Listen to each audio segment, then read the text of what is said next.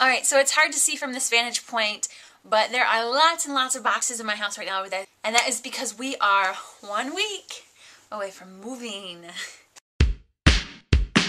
Days like this, I want to drive away.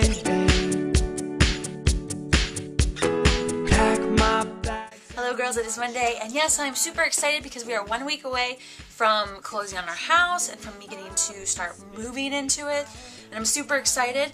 I think once I get in it, I might be a little nervous, only because my apartment right now is about 500 square feet and I'm moving into a 2,000 plus square foot home, and I will be living it by myself for at least, the first 6 months. So I might get a little lonely in it.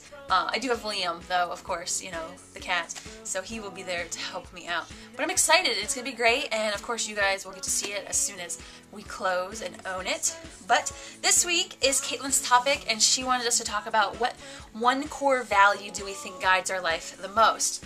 And I'm getting very specific about this topic because I think there are a lot of broad things that I could say, like this is what, guides my life, but I want to get real specific, and I thought about this, and I think that patience is a core value that really guides my life. I feel like working in food service at a really young age helped me learn this value. I think for anybody who has worked in food service, you definitely, especially fast food service and even waitressing, you understand the patience of having to wait on your customer to really figure out what they want.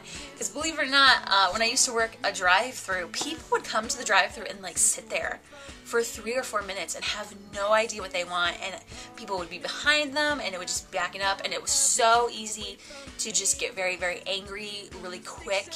So you kind of learned patience of dealing with customers, and because of that, patience has been able to flow into other areas of my life. When David and I first started seeing each other, I think we'd been together for maybe 3 weeks and gone on 4 or 5 dates, and he got really sick and had a really, really bad cold, and he was losing his voice and he was coughing all the time, and at one point we couldn't even talk on the phone because he had no voice to talk with, and I didn't see him for almost 2 weeks.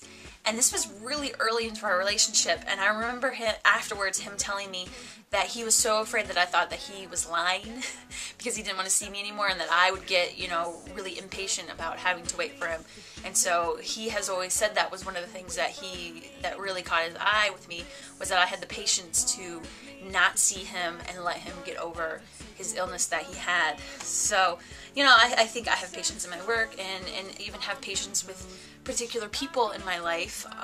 That's not to say that I don't lose patience because of course I'm human, and I'm gonna make mistakes, and I'm gonna get very impatient with people, and I probably get the most impatient with people that I'm closest to, which is unfortunate.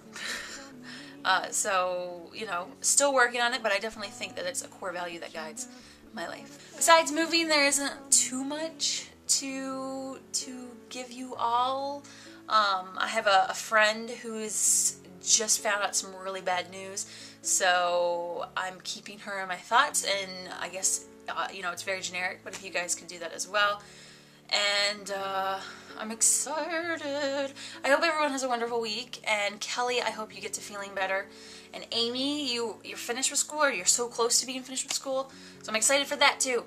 Yeah, I'm gonna end this video. I never end in really good ways.